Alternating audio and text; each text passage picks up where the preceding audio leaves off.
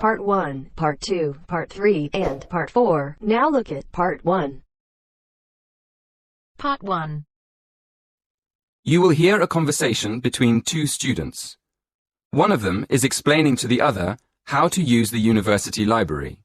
First, you will have 20 seconds to look at questions 1 to 4.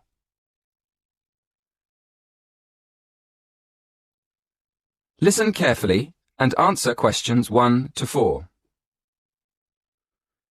Excuse me, Lily. Could you help me? You know, we've got an essay to write about eating customs across the world. Yeah, we have to borrow some books, don't we? Yes, but I missed the library training. Do you think you could show me how to find the books and how to take them out? Sure, no problem. Shall I tell you about the different parts of the library first? Oh, yes. Thank you very much. Okay then, let's look at the plan of the library. Here, you can see the main door on the north side that leads into the lobby. In the middle of the building, there's a big open PC zone. The lift and stairs are on the left as you go in, and on the other side of the building, there's the library cafe. That part of the library is pretty sociable. It's a good place to study with friends. I really prefer to study alone. Is there anywhere in the library I can go? Oh, if you like studying in a quiet place, it's better to go upstairs to the silent zone. As you come out of the lift or up the stairs, you'll see a section on your right facing north, which is closed off. That's the silent zone. On the other side, facing south, are the bookshelves with all the cookbooks and... Before you hear the next part of the conversation, you will have to look at questions 5 to 10.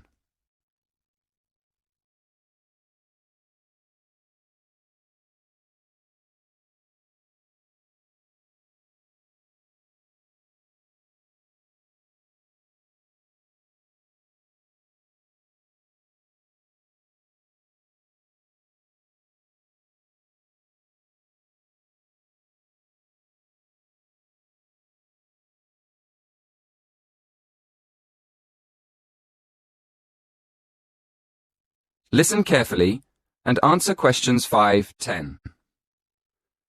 Now, can you show me how to find a book? Well, the library's very big, and the books on food could be under cookery, or they could be in history, or even entertainment. So the first thing to do is to look it up in the online catalogue. Where do I do that? It's easy. There are lots of computers in the library for that. Okay, I see. Right, you look up the title first. When you found the book, you'll see it has a class mark next to it. The class mark is 1 or 2 letters and a number. Make a note of the class mark. Then look it up on the plan of the library. The plan shows you exactly what section of the library the books are actually kept in. Thank you very much, Lily. So how do I borrow a book? That's simple too. When you go to the library, you'll have to take your student ID card. When you want to borrow a book, you take it downstairs to the scanner. Then, scan your ID card first. Next, open the book and slide it under the scanner until it makes a sound, a short beep. And that's all you have to do. Oh, sorry, I forgot. At the end, the system prints out a ticket. It's a good idea to keep it for a while, just in case you have a problem with your loan. Thanks again, Lily. You've been really kind. That is the end of Part 1. You now have half a minute to check your answers.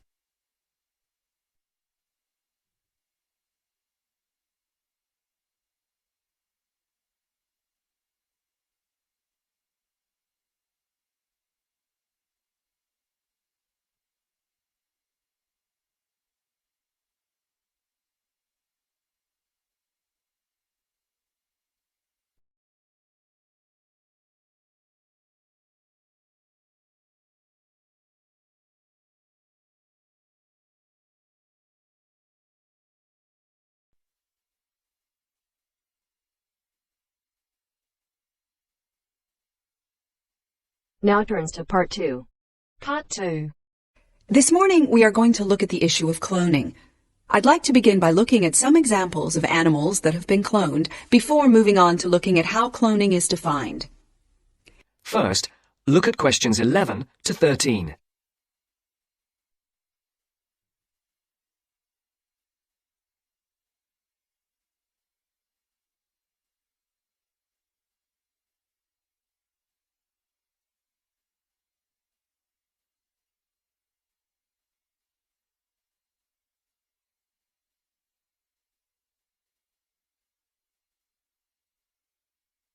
As you listen to the first part of the interview, answer questions 11 to 13.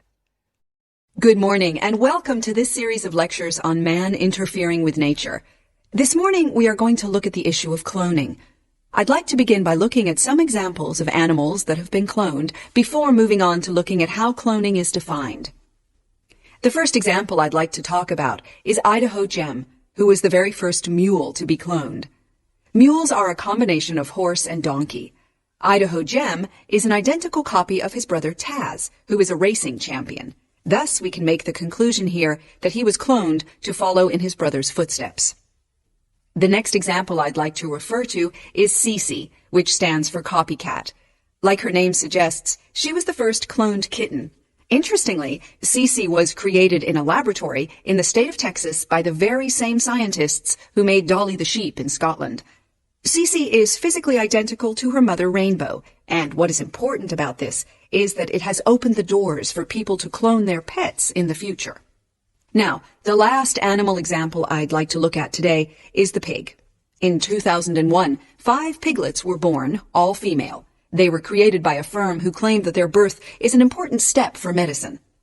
The idea is that pig organs and cells could be used in human transplants because the pigs have been cloned without a certain cell.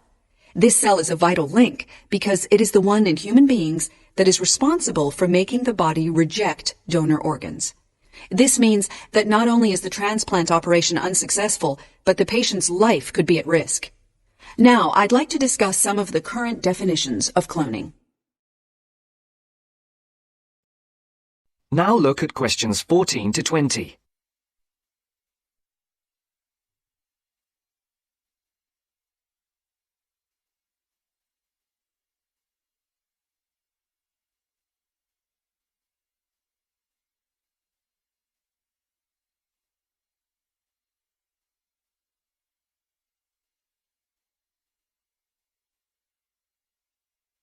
One kind of cloning, the kind commonly found in plants, occurs when plants reproduce themselves around the original plants, known as the parent plants. New plants can then grow. This is quite a natural process by which plants can form more of the same type of plant.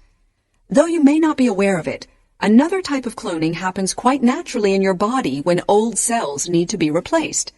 Cells in your body split into 2 and make new chromosomes, and it is the chromosomes that contain our genes.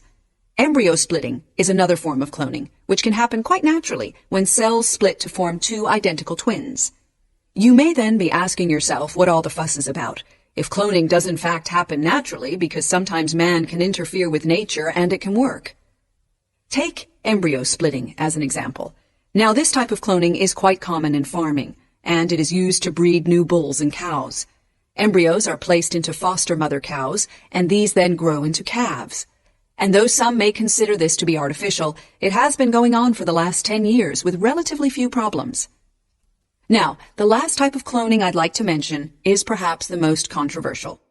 This type of cloning is called nuclear transfer, and it is when the nucleus of a cell is put into an egg of another animal that is genetically the same. This is done in a laboratory, and after about 5 or 6 days, the embryo is implanted into a donor mother, which is how Dolly the sheep was made.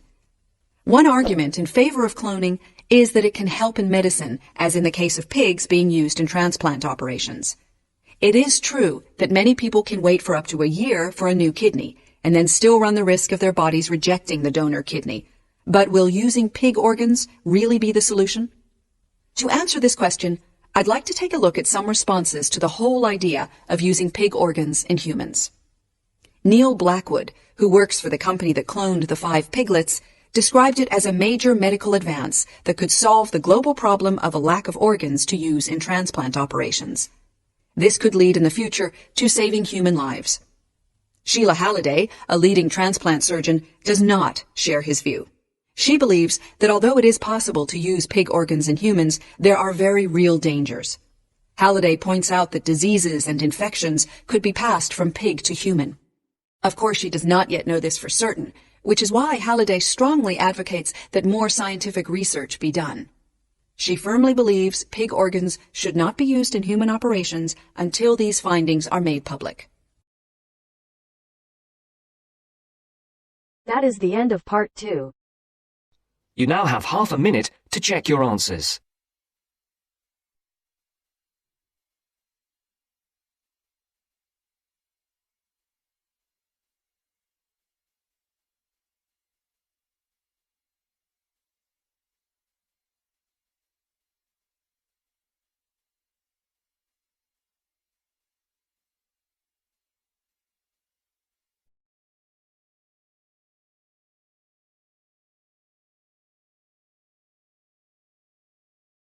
Now turns to Part 3.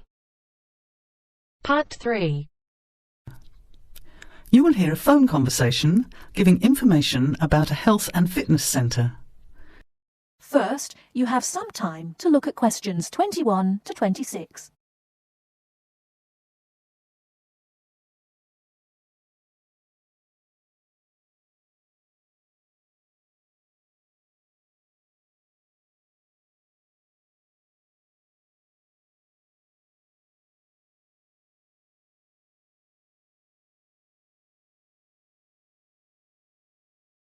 Now listen carefully and answer questions 21 to 26.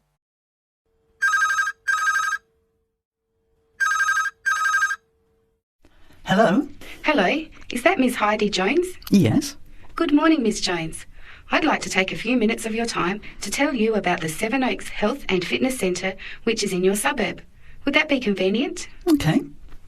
Well, the centre's not far from you. It's on the corner of Marion Street and Giles Street and has a large car park. It's open every day of the week, opening on weekdays at 6 a.m. and at 9 a.m. at the weekend. It closes at 9:30 p.m. Monday to Friday and on Saturday at 4 p.m. and Sunday at 2 p.m. We also have childcare Monday to Saturday from 9 in the morning until midday for a small extra charge, so you can leave your children in safe hands while you attend one of our classes, or perhaps have a swim, or if you just want to relax in the spa and sauna or steam room. Talking of classes, we have a very wide range which are designed to suit all different levels of fitness and individual needs. I mentioned the pool just now. Well, in addition to swimming laps or just relaxing, we also offer aqua aerobic classes, which are 45-minute classes that use the therapeutic effects of water. This provides a very safe and effective exercise and is suitable for all fitness levels, as well as being a lot of fun. Many people who haven't been exercising for a while start in the aqua classes, as do people who need to take care after hospital surgery, for example. These classes are very popular and are scheduled every weekday, Monday to Friday, and on Saturday afternoon and Sunday morning. Another very popular activity in the pool area is learning to swim, and these swimming classes are held at 4 p.m. every weekday and in the mornings at the weekend. By the way, they're open to both adults and children of any age. Before you hear the rest of the talk, you have some time to look at questions 27 to 30.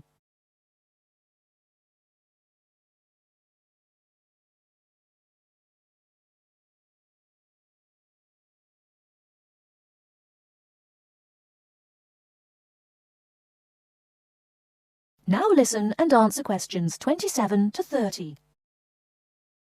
Now, it would take too much of your time to tell you in detail about all our programs, as we have a very wide range of activities at different times. However, I'll just outline some of them. Our super circuit classes are extremely popular, and you get a good aerobic workout while toning your muscles. They're easy to learn, as you combine using hydraulic equipment with exercises guaranteed to give you a good cardio workout. The teachers are very good and there's a fun atmosphere. And the classes are very effective in assisting weight loss, relieving stress, lowering blood pressure and generally increasing fitness. Oh, and I haven't mentioned our range of aerobic and step classes of different types which suit all levels. Our specially designed aerobics room holds over 55 people, and our highly qualified and trained staff can advise you as to which class might suit you. We are inviting you to a free 1-week trial period when you can come and try any of the classes or activities before you make the decision to join.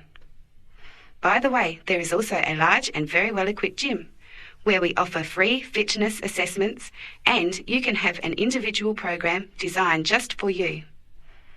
Also, the cardiovascular room has the latest range of machines which help you burn fat, increase your fitness, or just warm up. They're very popular as you can forget all about the calorie burning by watching your favourite music videos on TV while you exercise. Right now we have a very special new member joining fee offer, which allows 2 memberships for the price of 1, a real bargain. So if you can, bring along a friend who'd like to get fit as well in time for summer. Come along and try us out. You can meet the staff. Try out some of the classes for a week, absolutely free. And then, if you like us, sign up for only $110 each for 6 months. Thanks for taking the time to learn about the centre, and I hope we'll see you there soon, Heidi. I'll put one of our brochures in the mail for you right now. Bye for now. That is the end of part 3. You now have half a minute to check your answers.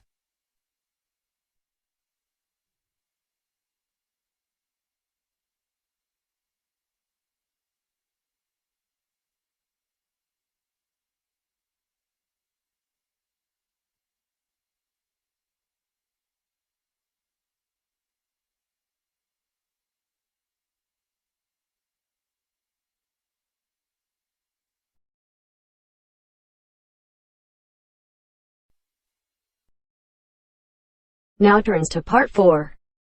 Part 4. You'll hear a programme on the city of Brisbane. First, you have some time to look at questions 31 to 40.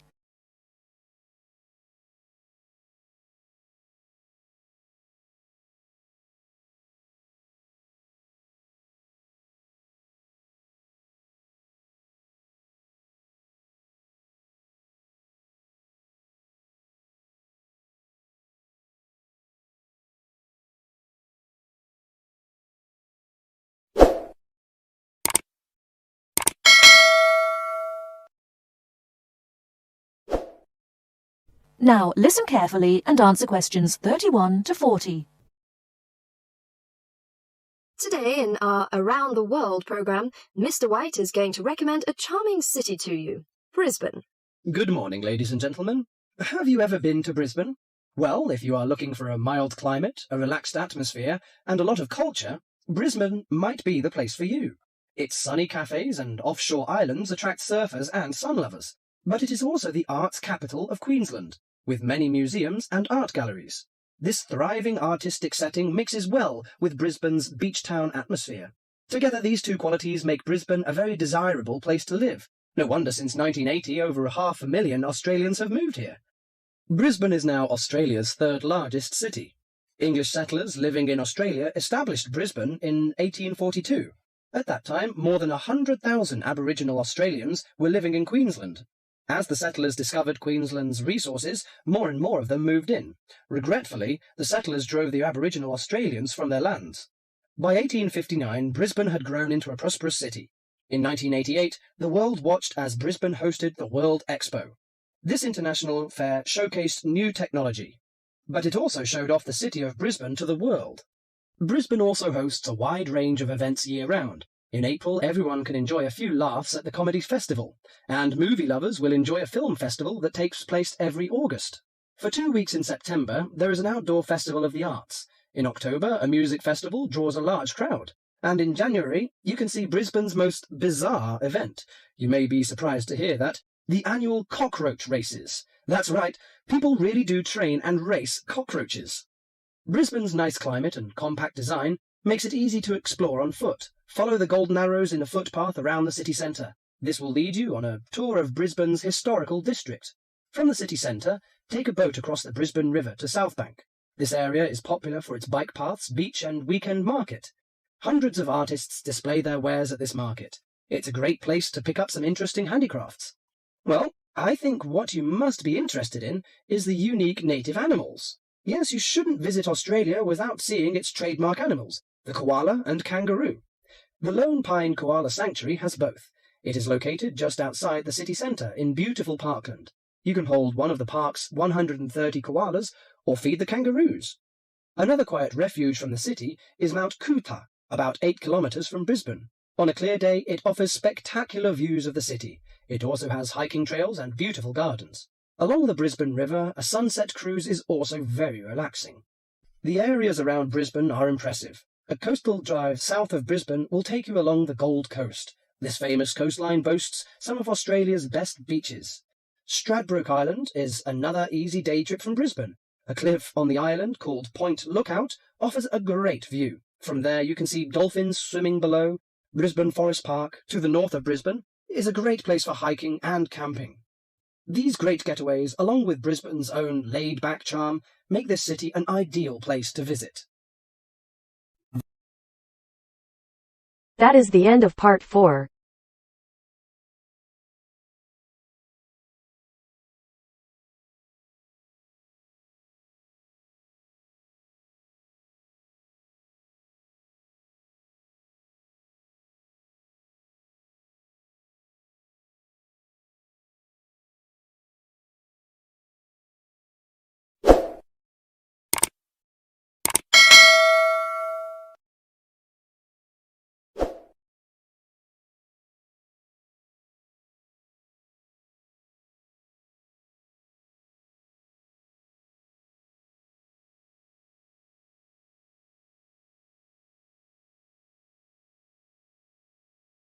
Thanks for watching. Here are other 2 videos, you can watch them as well. And if you haven't yet subscribed my channel, please subscribe it and hit the bell icon for my upcoming videos, and share these all videos among your friends.